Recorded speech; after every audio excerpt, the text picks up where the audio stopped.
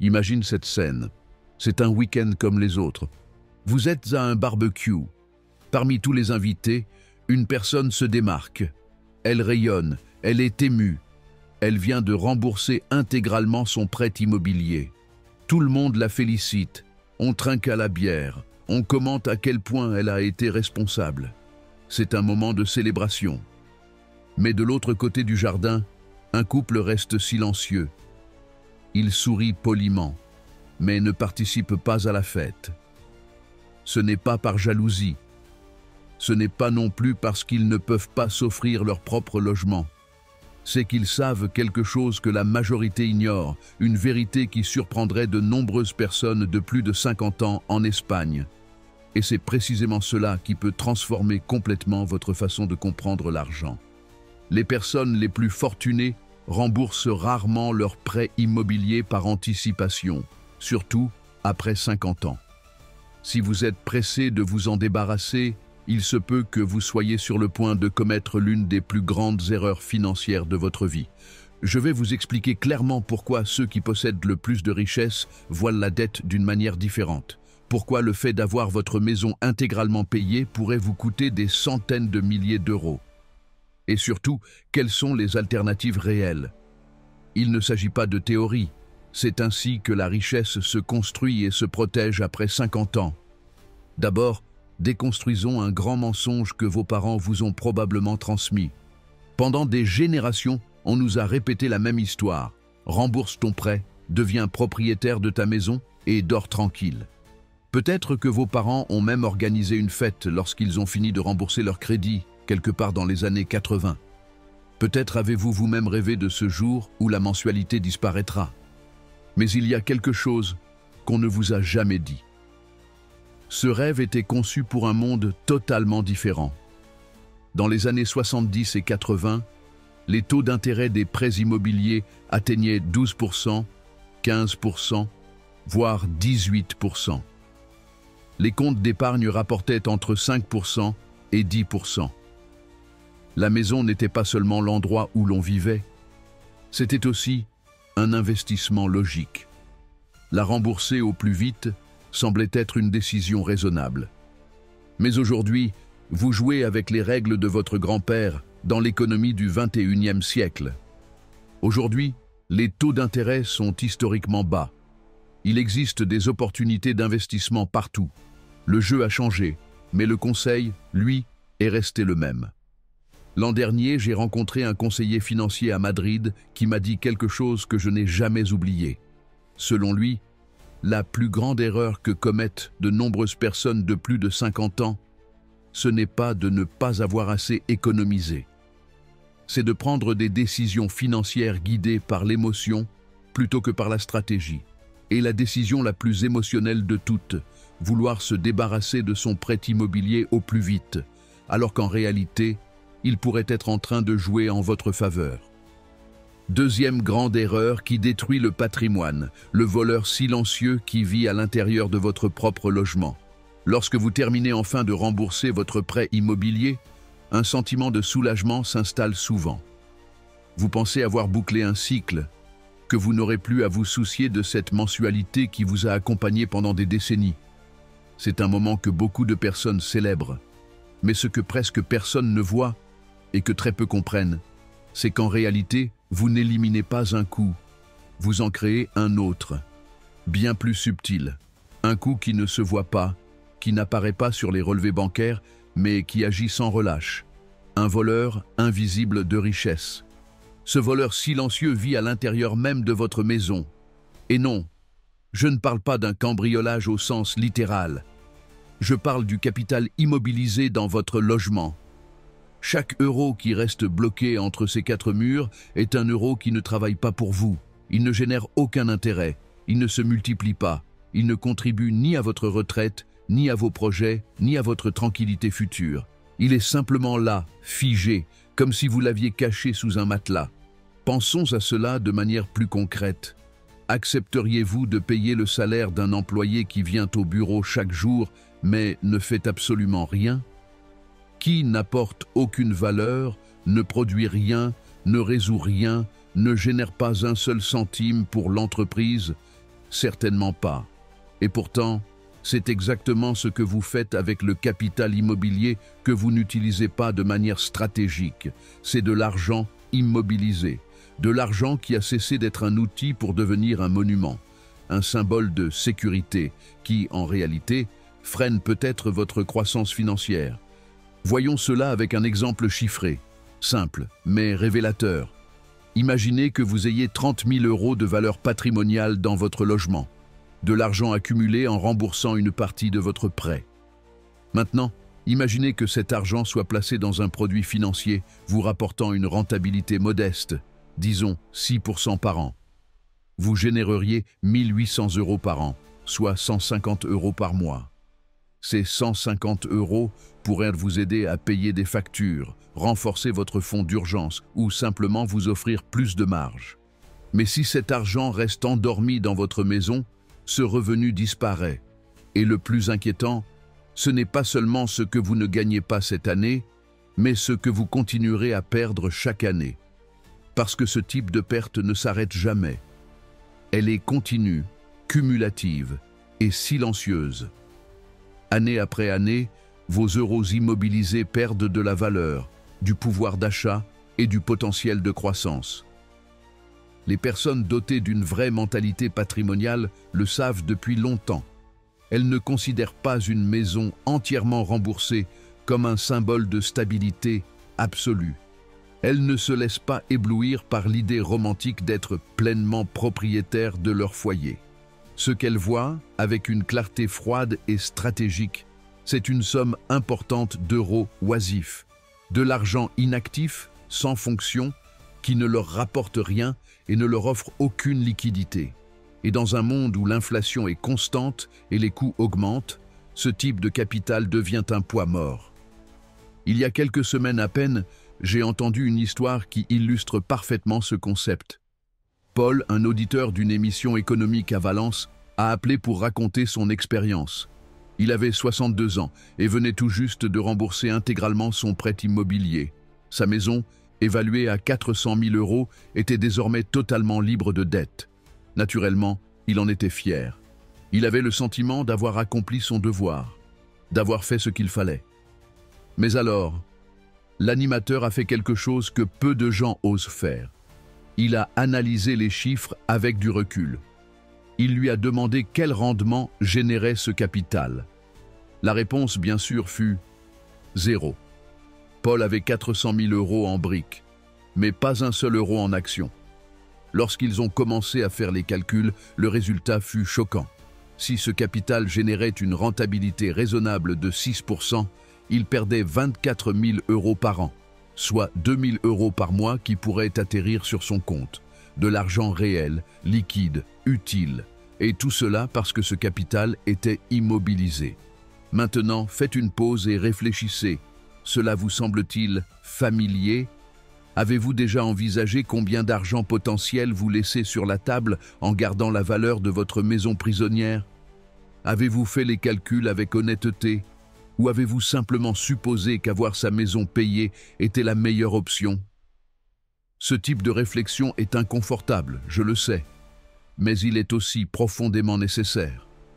Car ce sont justement ces erreurs silencieuses qui séparent ceux qui conservent leur patrimoine de ceux qui le perdent sans s'en rendre compte. Et à mesure que vous comprenez ce concept, tout commence à changer. Vous commencez à voir votre logement non seulement comme un refuge, mais aussi comme un actif financier qui doit être géré comme tel. Et si cet actif ne vous rapporte rien, s'il ne vous donne pas accès à de la liquidité quand vous en avez besoin, alors il ne remplit pas pleinement sa fonction. Revenons à l'exemple de Paul. Quand l'animateur lui a montré la rentabilité qu'il laissait filer, Paul est resté sans voix. Comme beaucoup de gens, il croyait que se débarrasser de son prêt était une victoire. Mais en réalisant qu'il perdait des dizaines de milliers d'euros chaque année en potentiel d'investissement, il a compris qu'il avait, sans le vouloir, échangé une dette maîtrisable contre une perte constante. Ce changement de mentalité est crucial, car on nous a appris, génération après génération, qu'avoir sa maison payée était l'idéal financier. Mais ce conseil avait du sens dans un autre temps, une autre économie, avec des taux d'intérêt très élevés et peu d'opportunités d'investissement. Aujourd'hui, ce même conseil peut jouer contre vous.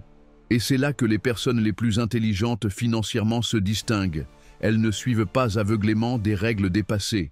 Elles observent le contexte, elles évaluent les chiffres et elles prennent des décisions basées sur l'efficacité, non sur les émotions ou les habitudes héritées. L'inflation, de plus, ne pardonne pas. Chaque année qui passe, la valeur réelle de l'argent diminue. Chaque euro piégé dans un logement perd du pouvoir d'achat. Et plus votre maison est grande, plus vous avez de patrimoine enfermé dans ses murs, plus grande est la perte invisible que vous assumez. Le plus surprenant, c'est que beaucoup de personnes ne s'en rendent compte que lorsqu'il est trop tard. Une urgence surgit, un besoin inattendu ou simplement un grand changement de vie. Et soudain, elles découvrent que même si elles ont beaucoup de patrimoine dans leur logement, elles n'y ont pas accès facilement. Elles manquent de liquidité. Elles ne peuvent pas transformer ces briques en espèces sans avoir recours à des prêts ou à des ventes forcées à un mauvais moment. C'est pour cela que ce voleur silencieux est si dangereux, car il ne se manifeste pas avec une alarme ou un choc brutal. Il s'installe dans votre vie en douceur, sans bruit, et chaque mois, chaque année, il emporte avec lui des opportunités perdues, une croissance bloquée et des rendements non obtenus. Revenons à la question essentielle. Accepteriez-vous d'avoir un employé que vous payez tous les mois et qui ne fait rien? La plupart des gens diraient non. Mais si vous avez 100 000, 200 000 ou 400 000 euros piégés dans un logement et que ce capital ne vous rapporte absolument rien, n'êtes-vous pas en train de faire exactement cela? Pensez à l'effet cumulé. Si au lieu de garder ce capital bloqué, vous l'aviez investi de manière stratégique au cours des 10 dernières années, combien auriez-vous pu générer? Quelle liberté auriez-vous aujourd'hui? Combien de décisions pourriez-vous prendre sans crainte? Ce type d'analyse peut être douloureux, surtout si vous avez déjà pris certaines décisions. Mais il peut aussi être le premier pas pour restructurer votre stratégie. Car même si vous ne pouvez pas changer le passé, vous pouvez faire de meilleurs choix à partir de maintenant. Il ne s'agit pas de critiquer le désir de rembourser un prêt immobilier. Il s'agit de comprendre les conséquences réelles de posséder un actif aussi important que votre maison, sans qu'il ne vous rapporte rien. De considérer votre logement comme une pièce d'une stratégie globale, et non comme une fin en soi. C'est pourquoi, si cette idée commence à vous trotter dans la tête, si une petite voix vous dit que peut-être votre maison devrait faire plus pour vous, considérez cela comme un signal. C'est peut-être le moment de reconsidérer ce que vous appelez sécurité. De voir la liberté financière, non comme l'absence de dette, mais comme la présence d'options, de rentabilité et d'accès à votre propre argent. Et maintenant, je vous pose la question directement. Êtes-vous prêt à continuer à voir votre maison uniquement comme un toit, ou pouvez-vous commencer à la voir aussi comme un outil de croissance? Laissez cette réflexion faire son chemin, car ce petit changement de regard peut faire la différence entre une retraite modeste et une retraite vraiment prospère. Troisième piège financier, la crise de liquidité. Et celle-ci est particulièrement dangereuse à partir de 50 ans. Peu de personnes la voient venir, la plupart ne savent même pas qu'elle existe. Pourtant, c'est l'une des menaces les plus silencieuses et les plus graves pour ta sécurité financière à mesure que tu vieillis. On parle ici de la crise de liquidité, cette situation où, malgré ton patrimoine, tu te retrouves sans argent accessible pour faire face à l'urgence. Il ne s'agit pas de savoir si tu es propriétaire de ton logement, ni même si sa valeur atteint des centaines de milliers d'euros. Il s'agit de savoir si tu peux accéder à ton argent quand tu en as vraiment besoin. Parce que le problème, ce n'est pas d'avoir un prêt immobilier. Le vrai danger, c'est de croire que tu es en sécurité simplement parce que tu as mis toutes tes ressources dans ton logement. Un faux sentiment de sécurité qui peut vite se transformer en cauchemar. Car lorsque tout ton argent est enfermé entre des murs en briques, tu perds ta capacité de réaction. Tu perds ta liberté, et peu importe à quel point ta cuisine est jolie, tu ne peux pas vendre un plan de travail pour payer une opération médicale urgente. Tu ne peux pas découper une tuile du toit pour financer un séjour en maison de retraite privée.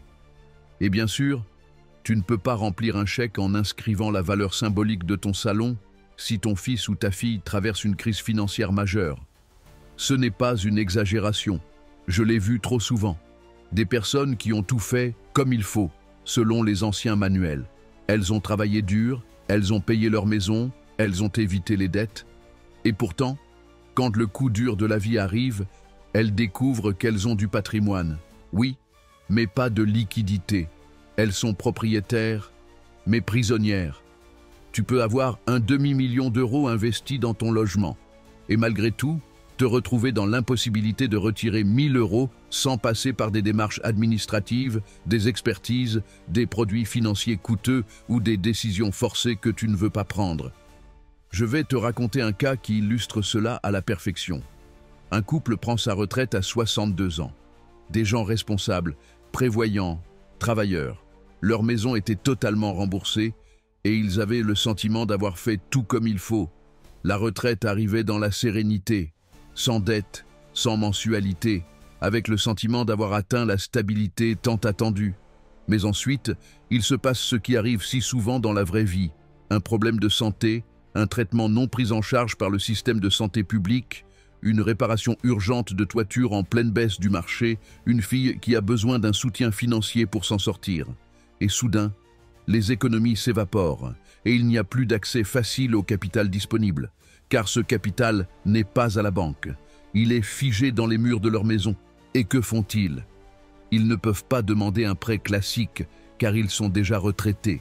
Ils ne veulent pas vendre leur maison, car c'est leur foyer. Et ils ne parviennent pas à refinancer, car ils ne remplissent pas les conditions. Ils sont piégés, prisonniers d'un logement totalement payé, mais totalement immobilisé. Et cela peut arriver à n'importe qui. Les personnes à haut patrimoine le savent très bien. La liquidité, c'est l'oxygène de ta vie financière. C'est la ressource qui te permet de respirer quand l'environnement devient tendu. Quand les revenus ne sont plus stables, quand les dépenses augmentent de manière inattendue, ce qui arrive souvent à partir de 50 ans, ne pas avoir de liquidité, c'est comme manquer d'air au milieu d'une course en montée. On associe souvent la liberté financière au fait d'avoir tout payé, de ne rien devoir.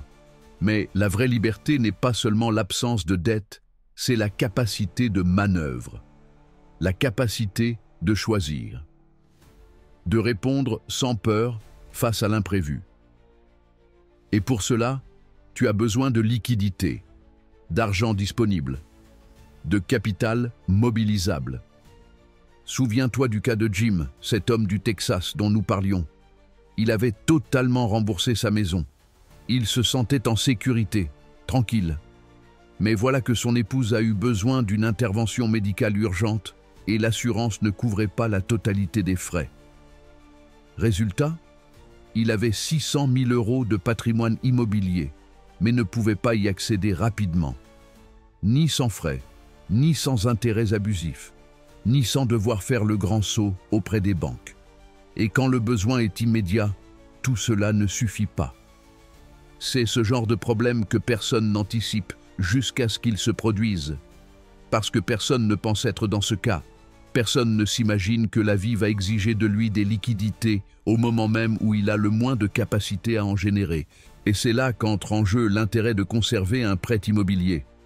Pas parce que tu ne peux pas le rembourser, mais parce que le maintenir peut t'offrir quelque chose qu'on oublie souvent, la flexibilité financière, la capacité de décider quoi faire de ton capital, la possibilité de le déplacer, de le diversifier, de le protéger contre l'inflation ou de l'utiliser pour investir. Tu n'es pas enchaîné à ta maison, tu profites de sa valeur de manière intelligente.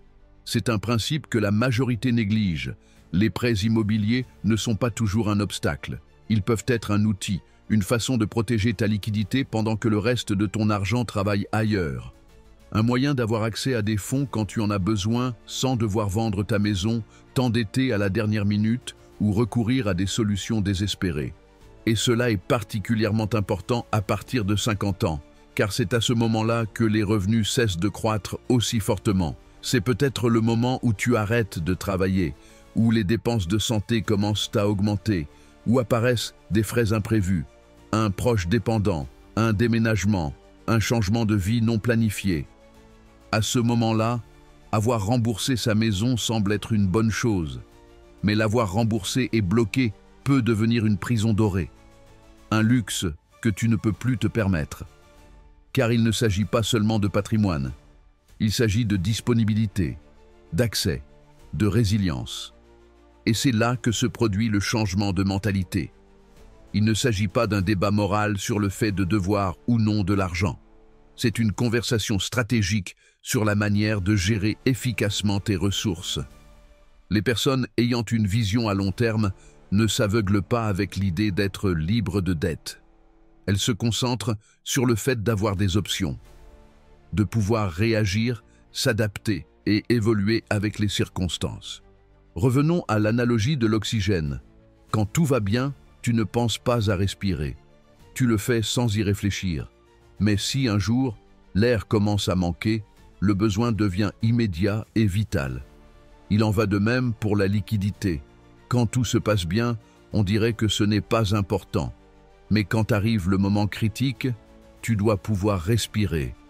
Et cela n'est possible que pour ceux qui ont un accès réel à leur argent. La solution n'est pas toujours de vendre. Ce n'est pas toujours de s'endetter. Mais il est important de prévoir, d'avoir un plan, de comprendre que la valeur de ta maison peut et doit jouer en ta faveur, si tu la gères comme ce qu'elle est, un actif, parce que la vraie sécurité après 50 ans ne vient pas d'avoir éliminé toutes tes dettes. Elle vient du contrôle de tes ressources, de ta capacité à t'adapter à ce qui arrive, de savoir que si demain il y a un imprévu, tu as une marge de manœuvre, tu as un filet de sécurité. Et si cela implique de conserver un prêt immobilier raisonnable pour que ton capital continue à travailler ou à rester disponible, alors c'est une décision intelligente. Ce n'est pas un échec, ce n'est pas une faiblesse, c'est de la planification, c'est une stratégie, c'est une vraie santé financière. La grande majorité des gens ne le réalisent que trop tard, quand ils se retrouvent dans cette situation inconfortable d'avoir une maison magnifique et un compte bancaire dans le rouge. Et c'est à ce moment-là qu'ils regrettent de ne pas l'avoir compris plus tôt. C'est pourquoi ce message est si important. Parce qu'il ne s'agit pas seulement d'épargner, ni seulement d'investir. Il s'agit de concevoir ta vie financière pour qu'elle ait du sens à toutes les étapes. Et pour cela, la liquidité n'est pas un simple détail, c'est le cœur du système. Ne mets pas tout ton argent dans les briques, n'enferme pas ton patrimoine là où tu ne peux pas le toucher. Ne confonds pas patrimoine et pouvoir d'achat, car la vie, à partir de 50 ans, demande de plus en plus d'agilité, plus de réponses, plus de résilience, et cela ne s'obtient qu'avec de la planification et avec un accès réel à ton propre argent, au moment où tu en as le plus besoin. Quatrième stratégie secrète, l'avantage fiscal juste sous tes yeux, que presque personne ne voit. Dans le monde des finances personnelles, il existe certains outils accessibles à tous, mais que seule une minorité sait utiliser intelligemment. En voici un avantage littéralement visible, mais que la majorité des propriétaires ignorent. Une ressource fiscale aussi puissante que sous-estimée, l'hypothèque comme bouclier fiscal. Nous sommes tellement habitués à voir l'hypothèque uniquement comme une dette ou un fardeau que nous ne percevons pas sa dimension stratégique. Mais les personnes fortunées ne la voient pas ainsi. Elles comprennent qu'une hypothèque bien utilisée n'est pas seulement un moyen de financer l'achat d'un logement. C'est un élément clé d'un système d'optimisation fiscale, un outil pour protéger le capital, obtenir de la liquidité et éviter des impôts inutiles. Et tout cela de manière légale, claire et transparente. Et voici la partie qui en surprend plus d'un. Lorsque tu décides de rembourser intégralement ton prêt immobilier, tu ne fais pas que clôturer une dette. Tu fermes l'une des dernières portes légales qui te permettent de réduire tes impôts. Oui, ce que beaucoup considèrent comme une victoire financière, solder leur prêt immobilier, peut en réalité se transformer en perte fiscale. Car si tu bénéficies encore de déductions dans ta déclaration de revenus, surtout si tu vis dans des régions où le coût de la vie est élevé, les intérêts de ton prêt peuvent réduire ta base imposable de manière significative. Chaque année, de manière constante, sans complications. Et si tu supprimes ce prêt avant terme, tu perds aussi cette déduction. C'est une véritable ironie. Tandis que la majorité lutte pour rembourser leur crédit au plus vite, sans s'en rendre compte, ils renoncent à l'un des rares avantages fiscaux qui leur restent. C'est comme si tu donnais plus à l'État que ce que tu dois volontairement. Mais cela ne se limite pas à la fiscalité. Il y a une couche encore plus importante, une qui change complètement la façon de voir comment accéder à l'argent sans payer plus d'impôts que nécessaire. Beaucoup de gens, lorsqu'ils ont besoin de liquidités, se précipitent pour vendre des actifs. Ils vendent des actions, ils retirent des fonds d'investissement, ils puisent dans leur plan de retraite. Et tout cela a des conséquences. Car chaque fois que tu vends quelque chose avec une plus-value, tu déclenches un événement fiscal. Les redoutées plus-values apparaissent. Tu passes dans une tranche supérieure. Et souvent, tu paies bien plus que tu ne le pensais. Les personnes financièrement intelligentes font exactement le contraire. Lorsqu'elles ont besoin d'argent, elles ne touchent pas à leurs investissements. Elles ne liquident pas leurs fonds. Elles ne vendent pas leurs actions. Elles ne touchent pas à leur retraite.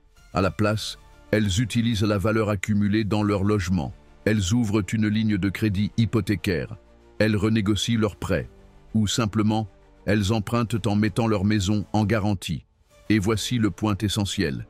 L'argent emprunté n'est pas imposable. C'est le cœur de cette stratégie. De l'argent qui arrive dans tes mains sans passer par le fisc. Pas d'impôt sur les plus-values. Pas de pénalité pour retrait anticipé. Pas de saut vers une tranche d'imposition supérieure. Pas de surprise fiscale l'année suivante. C'est de l'argent pur, sans charge fiscale, que tu peux utiliser comme bon te semble. Tu veux un exemple concret? Un conseiller financier de Saragosse m'a raconté le cas d'un de ses clients. Un homme qui avait besoin de 50 000 € pour payer le mariage de sa fille. Il avait plusieurs options. Il pouvait vendre une partie de ses fonds d'investissement, où il avait accumulé une belle plus-value, ou bien utiliser la valeur de son logement. S'il vendait ses investissements, il devait payer environ 10 000 € d'impôts sur les gains réalisés. Autrement dit, 20% partaient directement à l'État. En revanche, il a choisi de demander une ligne de crédit hypothécaire sur sa maison avec un taux d'intérêt de 3,2%. Résultat, il a reçu les 50 000 € en totalité, sans pénalité fiscale, sans sacrifier ses investissements et sans arrêter d'en tirer du rendement. Il a non seulement payé moins, mais il a aussi gagné davantage sur le long terme. Et c'est pour cela que de nombreuses familles fortunées choisissent de conserver leurs prêts immobiliers, même lorsqu'elles pourraient les rembourser sans problème. Ce n'est pas par manque de liquidité, ce n'est pas parce qu'elles ne peuvent pas se le permettre, c'est parce qu'elles savent qu'une dette bien structurée leur donne un avantage stratégique.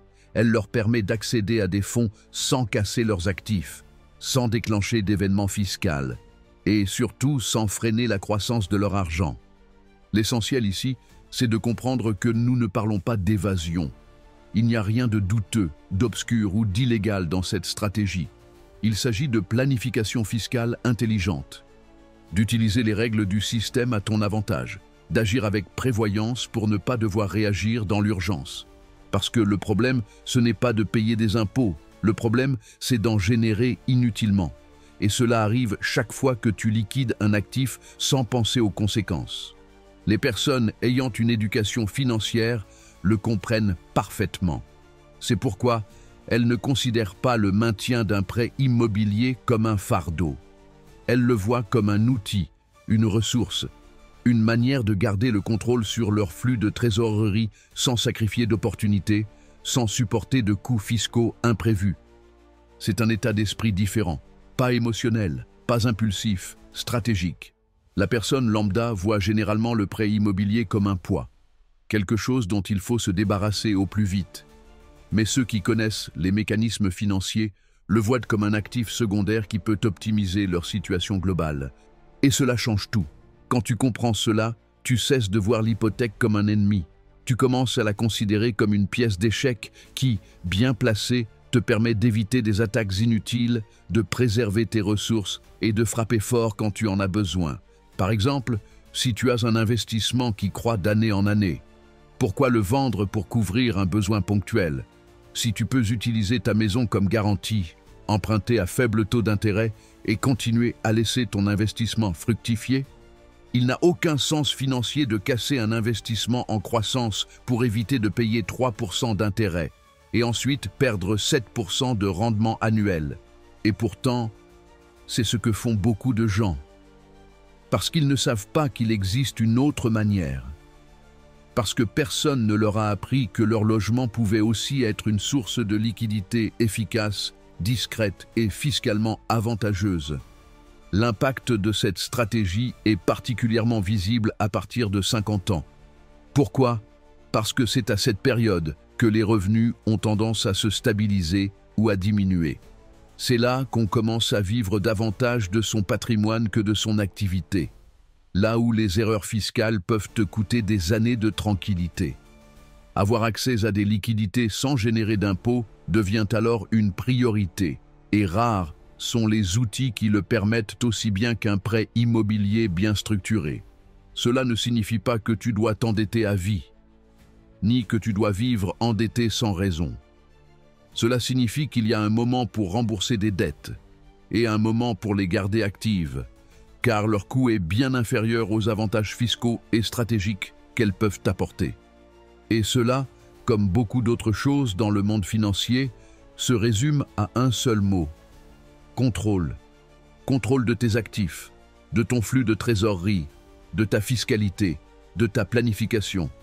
Il ne s'agit pas de vivre à la limite, il s'agit de choisir quand, comment et pourquoi tu mobilises ton capital. Alors, la prochaine fois que quelqu'un te dira fièrement qu'il a terminé de payer son prêt immobilier, pose-lui cette question, même en silence. Et combien d'opportunités fiscales es-tu en train de laisser filer avec ça? Et si tu envisages toi-même de rembourser ton crédit, fais d'abord l'exercice complet. Quelle déduction es-tu en train de perdre?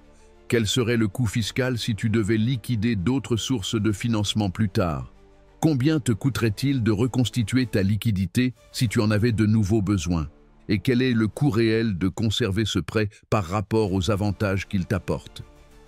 C'est cette réflexion qui fait la différence entre la liberté émotionnelle et la vraie liberté financière. Cinquième avantage, le bénéfice invisible. Ce cadeau silencieux que beaucoup méprisent sans s'en rendre compte. Nous arrivons maintenant à l'une des vérités les moins comprises et pourtant les plus puissantes du monde financier. Une vérité que presque personne n'évoque dans les conversations courantes sur les prêts immobiliers, mais qui peut faire une différence abyssale dans ton patrimoine à long terme. Il s'agit de l'effet de l'inflation sur une dette à taux fixe, un phénomène aussi simple que brillant, qui transforme une obligation en opportunité et que de nombreuses personnes rejettent sans le savoir. Car un prêt immobilier à taux fixe n'est pas une dette ordinaire. C'est une dette qui, avec le temps, devient de plus en plus légère sans que tu n'aies rien à faire. Littéralement, chaque année, tu payes exactement le même montant nominal, mais avec de l'argent qui vaut un peu moins. Pour l'illustrer clairement, prenons un exemple chiffré très concret. Imaginons qu'aujourd'hui tu paies 2 000 € par mois pour ton prêt immobilier. Cela peut sembler élevé. Mais si l'inflation annuelle se maintient, disons, à 3%, une moyenne historique assez courante, dans 10 ans, cette même mensualité te paraîtra beaucoup plus abordable. Elle aura une valeur réelle équivalente à environ 1 500 € d'aujourd'hui. Et dans 20 ans, ces 2 000 € mensuels seront comme si tu payais 1 100 € d'aujourd'hui.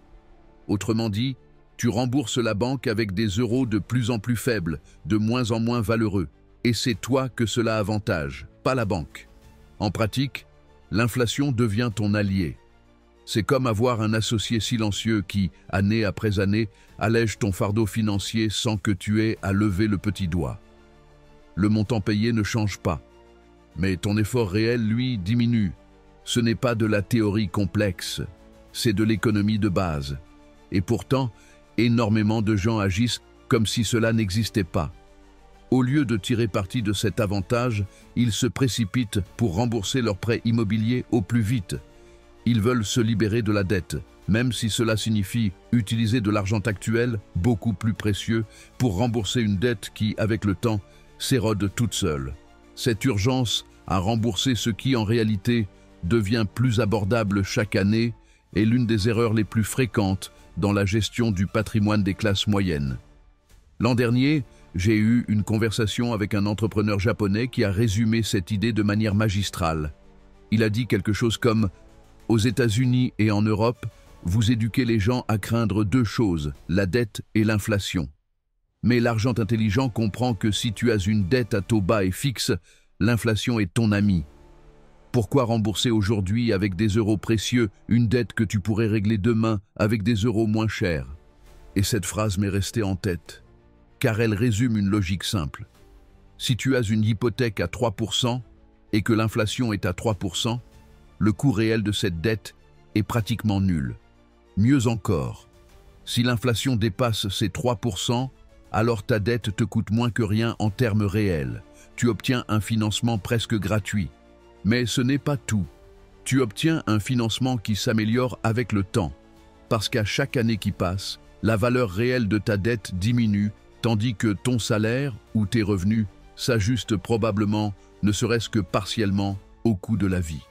Alors, pourquoi tant de gens ignorent-ils cela? Pourquoi cette précipitation à rembourser une dette qui devient plus légère mois après mois? La réponse tient à l'éducation émotionnelle, pas à l'éducation financière. On nous a appris que devoir, c'est mal, qu'il faut à tout prix éviter les dettes. Qu'être libre de dette, c'est être en sécurité. Que la dette est l'ennemi. Et oui, dans de nombreux contextes, c'est vrai. Mais pas dans tous. Toute dette n'est pas mauvaise. Toute dette n'est pas oppressive. Une hypothèque à taux fixe et bas est, à bien des égards, une dette productive. C'est un outil, un levier. Et si tu la rembourses de manière anticipée avec de l'argent d'aujourd'hui, tu renonces à l'effet silencieux de l'inflation qui, année après année, te donne un avantage. Prenons une autre comparaison. Te semblerait-il logique de payer aujourd'hui 10 000 euros pour quelque chose que tu pourrais régler dans 10 ans avec l'équivalent de 7 000 euros actuels? Le ferais-tu? Probablement pas. Et pourtant, c'est exactement ce que tu fais lorsque tu rembourses une hypothèque par anticipation sans tenir compte de la valeur de l'argent dans le temps. La situation est absurde. Beaucoup de gens donnent des euros précieux pour régler une dette qui était déjà en train de disparaître d'elle-même. C'est comme s'ils avaient libéré un prisonnier qui était déjà en train de s'échapper par ses propres moyens. Et cet avantage devient encore plus important à partir de 50 ans. Pourquoi? Parce qu'à cet âge, beaucoup de personnes entrent dans leur phase de préservation du patrimoine. Il ne s'agit plus seulement d'accumuler, il s'agit de protéger, d'optimiser et de garantir une liquidité future. Et rembourser l'hypothèque par anticipation implique de retirer une somme importante de capital, liquide, disponible, utile, et de l'immobiliser dans un actif qui ne génère pas de rendement et qui, en plus, perdait déjà de la valeur toute seule. Si tu as cet argent investi dans des fonds, des actions, des produits à revenus, des biens locatifs, il génère probablement entre 5% et 7% par an. Si tu l'utilises pour rembourser une dette qui te coûte 3%, tu renonces à cette différence et en plus tu perds ta liquidité. Alors, quel est l'intérêt? Souvent, aucun. Mais on le fait quand même, par habitude, par peur, par manque d'information. Et c'est là qu'intervient le concept de cadeau invisible. Car c'est bien ce que représente l'inflation pour celui qui sait l'utiliser à son avantage. Un cadeau. Un ajustement constant qui travaille pour toi, qui allège ta charge sans que tu aies à faire quoi que ce soit, qui te permet d'utiliser ton argent pour générer davantage, tandis que ta dette devient plus légère toute seule. Et tu sais ce qui est le plus surprenant? C'est que ce cadeau ne nécessite aucune stratégie complexe. Pas besoin d'avoir une grande formation financière pour en profiter. Il suffit de ne pas le saboter, de ne pas aller à contresens, de ne pas ruiner l'avantage avec une décision précipitée basée sur une émotion mal interprétée. Car le désir d'être libre de dette est une émotion légitime, mais elle doit être filtrée par la raison. Et la raison dit que si tu rembourses une dette à taux bas et fixe dans un contexte d'inflation durable, le temps joue en ta faveur. Alors, avant de rembourser ton prêt immobilier avec cet argent que tu as tant peiné à économiser, demande-toi, quelle sera la valeur de cet argent dans 10 ou 20 ans? Quelles opportunités de rendement sacrifies-tu en payant maintenant? Combien pourrais-tu gagner si tu laisses cet argent continuer à travailler tandis que ta dette s'érode toute seule? La réponse pourrait être bien plus révélatrice que tu ne l'imagines. Et il ne s'agit pas ici de ne jamais rembourser son prêt. Il s'agit de comprendre quand cela vaut la peine de le faire et quand il vaut mieux le maintenir. Et cette décision, si elle est prise intelligemment, peut faire une différence de centaines de milliers d'euros dans ton avenir financier. C'est pour cela que les personnes qui ont des connaissances avancées ne se précipitent pas. Elles ne ressentent pas d'anxiété à l'idée de solder à tout prix, parce qu'elles savent que leur prêt, dans bien des cas, leur offre un avantage silencieux, que d'autres rejettent sans s'en rendre compte. En résumé, un prêt immobilier à taux fixe est la seule dette qui s'améliore avec le temps. Chaque année, elle devient plus légère. Chaque euro que tu paies vaut un peu moins. Et si, au lieu de le rembourser par anticipation, tu utilises ton capital pour faire fructifier ton patrimoine, tu gagnes sur les deux tableaux. Alors, la prochaine fois que tu entends dire qu'il faut rembourser son prêt immobilier le plus tôt possible, pose-toi la question. Est-ce une vérité universelle ou une idée reçue qui ne correspond plus à l'économie d'aujourd'hui? La réponse pourrait bien t'aider à prendre l'une des décisions les plus intelligentes de ta vie financière. 6e cas pratique, l'erreur des 200 000 euros. Maintenant que nous avons parlé de principes financiers, de stratégies invisibles et d'avantages silencieux, il est temps de voir comment tout cela se traduit dans la vie réelle, avec des chiffres concrets et des décisions bien tangibles. Parce qu'une chose, c'est de comprendre la théorie, et une toute autre, c'est de voir son impact sur des personnes en chair et en os. Voici l'histoire de Sarah. Sarah a 52 ans et vit à Tolède. Elle est professeure de lycée, avec plus de 25 ans de carrière. Une femme travailleuse, responsable, prévoyante. Elle a toujours géré ses finances avec prudence. Et aujourd'hui, elle est confrontée à une décision qui, à première vue, semble tout à fait sensée. Il lui reste 200 000 euros à rembourser sur son prêt immobilier à un taux fixe de 3,12%. Et elle a réussi à épargner cette même somme, 200 000 euros, sur son compte personnel, grâce à des années d'épargne et de bonne planification. Sarah pense, et si je rembourse entièrement l'hypothèque et que je m'en débarrasse? Je n'aurai plus de mensualité, j'entrerai dans la retraite sans charge et je dormirai tranquille. Une idée qui semble parfaitement logique, n'est-ce pas? Qui ne voudrait pas commencer sa retraite avec une maison totalement payée et sans dette en cours? Mais c'est justement ici qu'intervient l'importance de faire une pause, de poser les chiffres et de ne pas se laisser guider uniquement par l'impulsion émotionnelle d'être libre de dette. Analysons les deux scénarios possibles. Et je t'assure que le résultat va te surprendre. Scénario 1, rembourser l'hypothèque. Dans ce cas, Sarah utilise ses 200 000 euros d'épargne et solde son prêt. Dès lors, elle n'a plus de mensualité à payer. Elle vit dans sa maison, totalement en propriété. Elle ne doit rien. Et les intérêts qu'elle économise sur les 15 prochaines années sont assez significatifs, environ 130 000 euros. Financièrement, cela semble être une bonne décision. Elle s'est débarrassée d'une dette. Elle a réduit son stress. Elle dispose de plus de marge chaque mois. Et dans son entourage, on la félicite. Super, tu es enfin propriétaire. Tu es libre. Mais, et si cette liberté avait un prix plus élevé qu'il n'y paraît? Scénario 2. Conserver l'hypothèque et investir les 200 000 euros. Imaginons maintenant une autre stratégie. Au lieu de rembourser son prêt, Sarah conserve ses mensualités et décide d'investir les 200 000 euros dans un portefeuille diversifié avec un rendement estimé à 7% par an. Attention, ce n'est pas une projection irréaliste. Sur une période de 15 ans, c'est une estimation parfaitement raisonnable avec une gestion prudente. Au bout de ces 15 années, son investissement aurait grandi jusqu'à environ 550 000 euros. Durant ce temps, elle continue à payer les intérêts de son prêt immobilier. Au total, ces intérêts s'élèvent également à 130 000 euros, ce qui veut dire que le coût de maintien de l'hypothèque est le même que dans le premier scénario, 130 000 euros. Mais la différence se situe dans ce qu'elle obtient en retour. Sarah termine avec 550 000 € sur son compte d'investissement, moins les 130 000 € d'intérêt qu'elle a versés pour l'hypothèque. Résultat net, un bénéfice de 220 000 € pour avoir pris une décision stratégique et non émotionnelle. Et c'est là que se trouve le point crucial. En voulant économiser 130 000 € d'intérêt, Sarah a renoncé à 350 000 € de croissance potentielle de son investissement. Autrement dit, oui, elle a remboursé sa dette. Mais cela lui a coûté bien plus que ce qu'elle a économisé. C'est le genre de décision que de nombreuses personnes prennent avec les meilleures intentions du monde, mais sans en comprendre les conséquences réelles.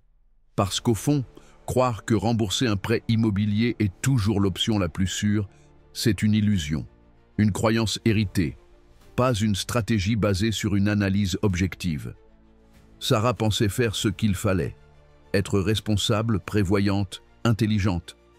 Mais les chiffres racontent une autre histoire. Une histoire où, en privilégiant un faux sentiment de sécurité, elle a laissé passer une véritable opportunité d'augmenter significativement son patrimoine. Pourquoi cela se produit-il? La clé réside dans la compréhension de la différence entre sécurité émotionnelle et sécurité financière réelle.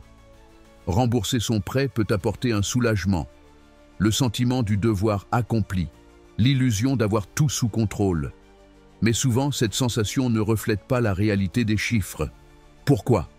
Parce que rembourser un prêt immobilier signifie retirer une grande somme de ton compte, l'immobiliser dans de la brique, renoncer au rendement que cet argent pourrait générer et en plus perdre en liquidité. En clair, moins d'argent qui travaille pour toi et moins d'accès à ton argent en cas de besoin. Et tout cela pour éviter de payer un intérêt qui, dans ce cas, n'est même pas élevé. Le plus inquiétant, c'est que ce type de décision n'est pas rare. Elles se répètent encore et encore, dans des milliers de foyers, chaque année. Des personnes qui ont économisé pendant des décennies, qui voient enfin leur compte atteindre les 6 chiffres et qui, sans trop y réfléchir, utilisent cette somme pour solder leur prêt immobilier. Elles pensent qu'elles ferment un cycle. Mais en réalité, elles ouvrent une nouvelle étape avec moins de capital, moins de rendement et moins de capacité de manœuvre. Et cela peut faire que les dernières années avant la retraite, les plus sensibles financièrement, soient abordées avec moins de ressources qu'elles n'auraient pu avoir.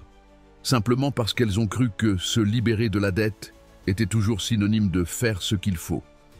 Un autre point essentiel, le scénario que nous avons analysé, un rendement de 7%, peut te sembler optimiste ou conservateur selon ton profil. Mais même si l'investissement rapporte seulement 5% par an, le résultat reste supérieur aux 3,12% de l'hypothèque. La différence reste positive. Et si, au lieu de fonds dynamiques, tu investis dans des actifs plus prudents, comme des obligations d'entreprise ou des fonds indiciels mondiaux, l'écart de rendement existe toujours. Autrement dit, la marge d'erreur joue en faveur de celui qui investit, pas de celui qui rembourse sa dette dans la précipitation. La valeur de l'argent dans le temps. Il y a aussi un facteur souvent ignoré, la valeur de l'argent dans le temps. Chaque euro que tu dépenses aujourd'hui vaut plus que celui que tu dépenseras dans 10 ans. Si tu as un prêt à taux fixe, chaque mensualité future te coûtera moins en termes réels à cause de l'inflation. En revanche, si tu utilises ton argent d'aujourd'hui, plus précieux, pour rembourser ce prêt, tu perds cet avantage. C'est un argument supplémentaire qui va dans le même sens. Conserver l'hypothèque peut être bien plus efficace que la rembourser par anticipation. Et toi, t'es-tu déjà retrouvé dans une situation similaire? As-tu envisagé de solder ton prêt avec toutes tes économies? Ou peut-être l'as-tu déjà fait pour ensuite te rendre compte que tu avais perdu en liquidité? Raconte-le, parce que partager ces expériences peut aider d'autres personnes à ne pas commettre la même erreur. La majorité d'entre nous n'apprenons pas ces choses à l'école. Nous les apprenons à travers des cas réels, des exemples, des erreurs, les nôtres ou celles des autres, qui nous ouvrent les yeux. Et celle-ci est l'une de ces leçons qui, si on la comprend à temps, peut changer complètement ton avenir financier. Au fond, cette histoire ne parle pas seulement de Sarah. Elle parle de tous ceux qui ont un jour cru que rembourser ses dettes était la meilleure décision, sans avoir fait les calculs. Il s'agit de prendre des décisions non pas par peur, mais par analyse. De comprendre que parfois, ce qui semble raisonnable peut s'avérer très coûteux, et que la véritable intelligence financière consiste à aller au-delà de l'impulsion immédiate pour penser à long terme, parce que parfois, le chemin le plus sûr n'est pas de tout rembourser tout de suite, c'est de laisser ton argent continuer à croître tout en utilisant tes outils financiers, comme le prêt immobilier, à ton avantage. 7e point clé, la méthode de l'hypothèque stratégique. Jusqu'à présent, nous avons analysé des erreurs fréquentes, des avantages fiscaux, des bénéfices invisibles et des cas concrets, comme celui de Sarah. Mais une question se pose sans doute dans ton esprit. Que font, en pratique, les personnes dotées d'une réelle intelligence financière? Comment prennent-elles des décisions concernant leur prêt immobilier après 50 ans, sans se laisser guider par la peur ni par des croyances héritées? La réponse tient en une méthode claire, simple et éprouvée. Un cadre d'action que l'on peut appliquer étape par étape et qui a aidé des milliers de personnes à garder le contrôle de leurs finances sans sacrifier ni leur liquidité, ni leur rentabilité, ni leur sécurité. Cette approche, on l'appelle la méthode de l'hypothèque stratégique. Et elle repose sur 4 étapes très concrètes, conçues pour maximiser ton bien-être financier sans tomber dans les pièges émotionnels ni dans les décisions hâtives. C'est un système basé sur des données, pas sur des opinions, sur des résultats, pas sur des suppositions. Voyons-les une à une. Étape 1. Conserver les prêts à taux fixe inférieur à 4%. C'est le pilier sur lequel repose l'ensemble du système. Et en même temps, c'est l'un des aspects les plus ignorés par la plupart des gens. Si tu as un prêt immobilier à taux fixe inférieur à 4%, et en particulier si ce taux est garanti pendant de nombreuses années, tu bénéficies de l'une des meilleures conditions de financement que tu verras sans doute de toute ta vie.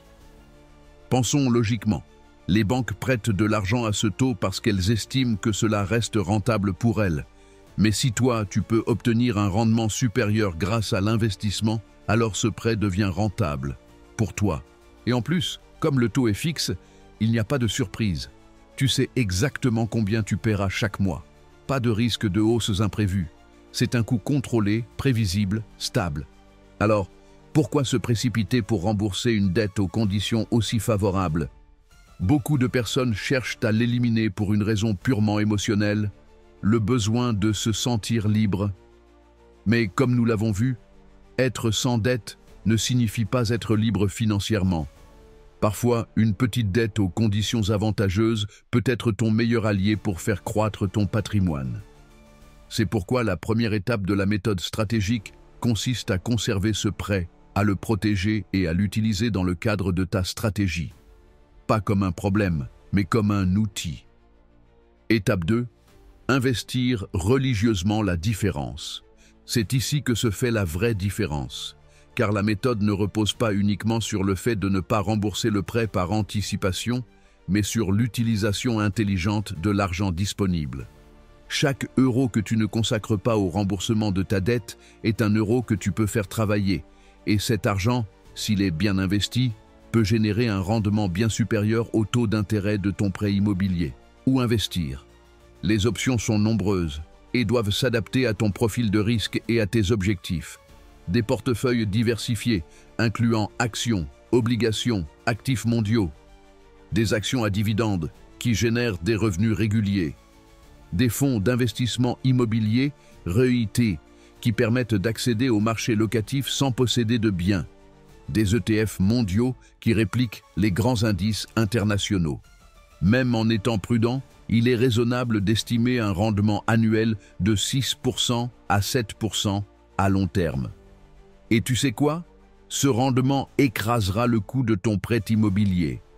Exemple simple, si tu paies un taux de 3% sur ton prêt et que ton portefeuille rapporte 6%, alors tu gagnes un rendement net de 3% sur l'argent que tu n'as pas utilisé pour rembourser ta dette. C'est ça, une stratégie intelligente. C'est ça, un effet de levier positif. Et surtout, cela doit se faire de façon systématique, constante et disciplinée. Ce n'est pas une décision ponctuelle, c'est une pratique. une habitude financière, une façon d'opérer. Étape 3. Disposer d'au moins une année de mensualité en épargne liquide. C'est l'étape la plus rassurante. Parce que même si tout ce qui précède est mathématiquement exact, nous savons que la vie peut être imprévisible. Et personne ne veut se retrouver dans une situation de vulnérabilité. C'est pourquoi il est essentiel d'avoir un fonds d'urgence équivalent à 12 mois de mensualité de prêt. Ce coussin de sécurité remplit deux fonctions majeures. Émotionnelle, il te permet de dormir tranquille. Savoir que, quoi qu'il arrive, tu as une marge de manœuvre. Tu n'es pas au bord du gouffre. Une urgence ne mettra pas ton logement en péril. Stratégique, il t'offre la liberté de prendre des décisions sans te précipiter. Tu peux attendre qu'un investissement se redresse. Tu peux réorganiser tes revenus. Tu peux faire face à des dépenses imprévues sans briser ta stratégie. Ce fonds doit être placé dans des instruments liquides et sûrs, comptes rémunérés, dépôts à court terme, fonds monétaires. Il ne doit pas être investi dans des actifs volatiles. Son but n'est pas de croître, mais d'être disponible en cas de besoin.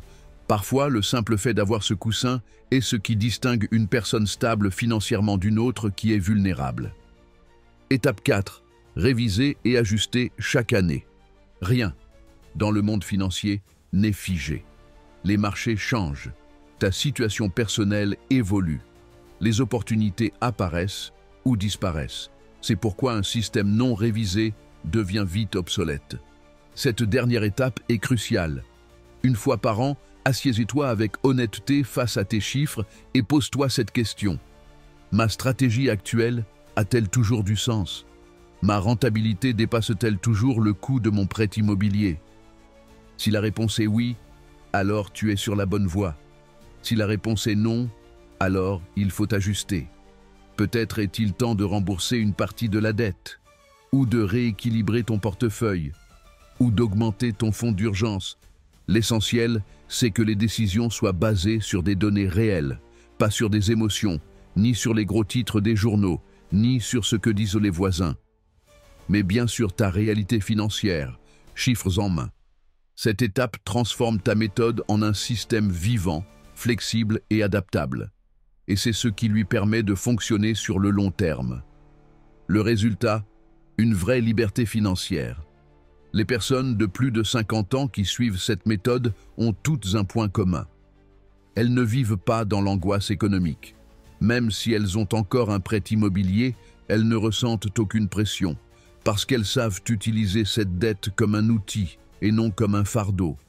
Elles ont de l'argent qui travaille pour elles. Elles disposent de liquidités suffisantes pour être sereines. Et elles ont un système qui s'adapte à chaque étape de leur vie. Et voici la grande vérité qui résume tout. La vraie liberté financière, ce n'est pas d'être sans dette, c'est d'avoir le contrôle total sur tes décisions économiques. Parce que si tu as une maison en propriété, mais pas de liquidité, ni de rentabilité, ni de capacité de réaction, alors tu n'es pas libre. Tu es vulnérable. En revanche, si tu as un prêt immobilier sous contrôle, des investissements qui génèrent des revenus, un bon coussin d'urgence et une stratégie adaptable, alors oui. Là, tu es financièrement libre. Pourquoi cela n'est-il pas enseigné? Tu te l'es peut-être demandé. Si cette approche est aussi logique et efficace, pourquoi ne l'enseigne-t-on pas davantage? La réponse est culturelle. Pendant des décennies, le conseil dominant était « rembourse tes dettes le plus vite possible ». Et cela avait du sens à une autre époque, quand les prêts étaient à taux variables, les intérêts très élevés et l'inflation plus faible. Mais aujourd'hui, dans un monde de taux bas et d'accès mondial à l'investissement, ce conseil est dépassé. De plus, de nombreux conseillers financiers traditionnels ne sont pas à jour. Ils reproduisent des idées héritées, sans se demander si elles sont encore valables. C'est pourquoi ceux qui se forment, s'informent et expérimentent par eux-mêmes finissent par prendre de meilleures décisions que ceux qui suivent simplement les bons conseils d'autrefois. En résumé, la méthode de l'hypothèque stratégique n'est pas une théorie complexe, c'est une feuille de route pratique, un système éprouvé que beaucoup de personnes de plus de 50 ans utilisent avec succès pour préserver stabilité, rentabilité et flexibilité. Il ne s'agit pas d'aimer les crédits immobiliers ni de s'endetter pour le plaisir. Il s'agit d'utiliser les règles du jeu à ton avantage, de cesser de voir la dette comme un ennemi et de commencer à la voir comme un outil si elle est gérée intelligemment. Et surtout, il s'agit de reprendre le contrôle.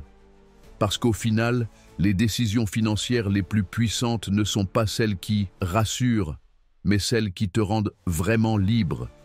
Maintenant, je sais que beaucoup d'entre vous continuent de penser « Mais ne dormirais-je pas mieux si ma maison était entièrement payée ?»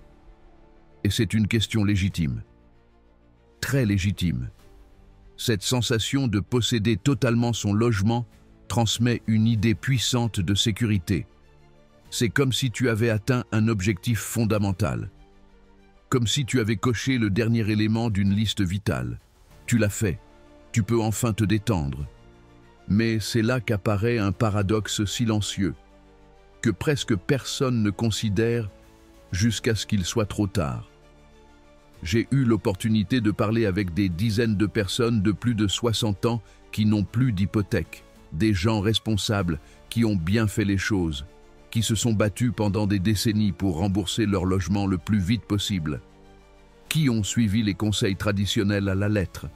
Et pourtant, quand tu leur demandes s'ils ressentent cette paix financière tant promise, la majorité avoue quelque chose de troublant. Ce n'est pas le cas. Cette sérénité attendue ne se manifeste pas. Au contraire, ils ressentent un malaise inattendu, une sorte de vulnérabilité cachée. Pourquoi cela arrive-t-il? Parce que beaucoup de ces personnes sont riches en briques, mais pauvres en liquidités. Leur maison est entièrement payée, oui, mais elles n'ont aucune marge. Pas d'épargne liquide, pas d'accès immédiat à des capitaux, pas de flexibilité pour faire face aux imprévus de la vie. Autrement dit, elles sont piégées dans une fausse impression de sécurité. Il suffit d'une seule urgence pour que tout vacille. Et ce n'est pas parce qu'elles ont été irresponsables, mais parce qu'elles ont enfermé toute leur richesse entre 4 murs, puis jeté la clé. Littéralement. Elles se sont déconnectées de leur propre argent, dans l'illusion que l'absence de dette équivalait à la sécurité. Voici un exemple réel qui résume tout cela. Mike, 64 ans, a récemment appelé une émission financière. Il a raconté que sa maison était entièrement remboursée depuis 3 ans. On sentait la fierté dans sa voix. Il avait atteint son objectif. Mais ensuite, la réalité l'a frappé. En plein hiver, le système de chauffage tombe en panne. Ensuite, des fuites apparaissent sur le toit. Et peu après, son fils adulte perd son emploi et a besoin d'un soutien financier urgent. Le problème ? Mike possède une maison d'une valeur de 400 000 €, mais aucune trésorerie disponible. Et il ne pouvait pas accéder rapidement à ce capital sans recourir à des prêts d'urgence, des refinancements compliqués ou des lignes de crédit à des taux d'intérêt élevés. Il était coincé. C'était, pour le dire crûment, un millionnaire sur le papier, mais avec les poches vides.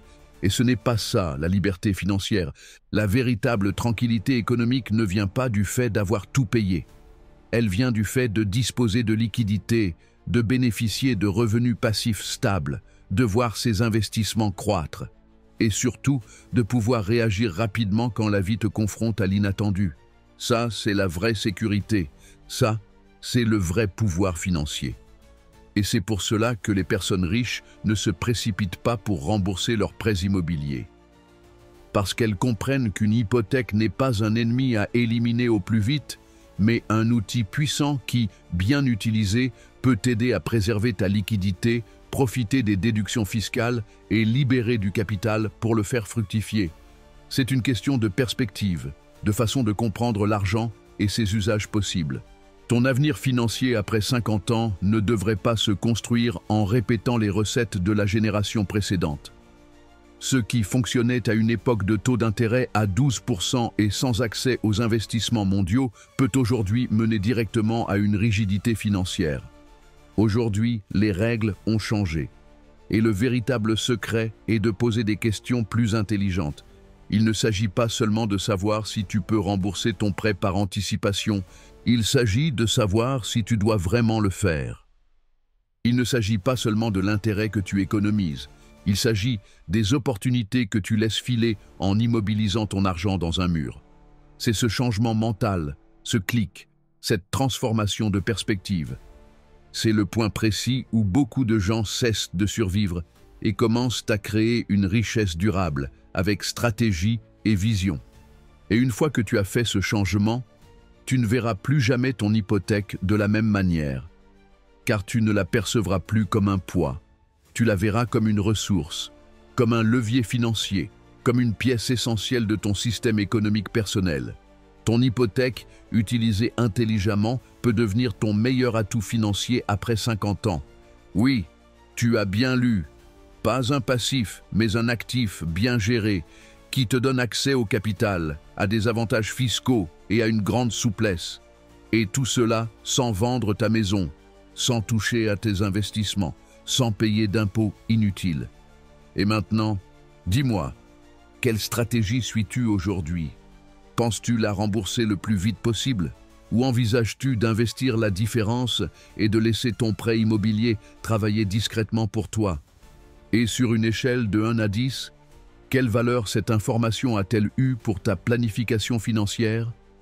Laisse ta note dans les commentaires. Et si tu veux, raconte-moi ce que tu envisages pour les 20 prochaines années. Que veux-tu construire? Quelles erreurs souhaites-tu éviter?